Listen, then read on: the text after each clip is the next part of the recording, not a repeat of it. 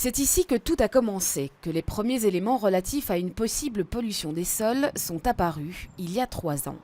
Le collège Saint-Pierre utilisait de l'eau de pompage pour les toilettes et les douches. Lors d'un contrôle de Vivaquois, donc, ils ont constaté la présence de traces d'uranium dans l'eau.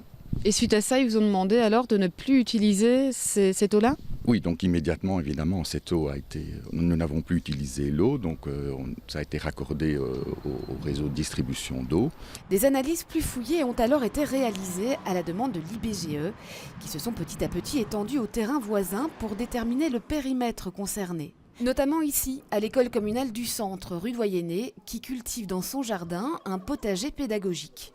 Dans les premières semaines, la commune d'abord, puis l'IBGE, on a demandé par précaution, effectivement, de rien consommer de l'eau en attendant que les analyses soient faites partout. Ça a été très rapidement fait à ce moment-là, et alors on a pu lever un certain nombre d'interdictions progressivement au cours du temps. Les résultats définitifs des études sont désormais connus. Les sols du quartier recèlent bien une quantité importante d'uranium, 10 fois supérieure à la normale. Si ce taux reste en principe sans danger, il implique toutefois que les habitants respectent certaines mesures de prudence.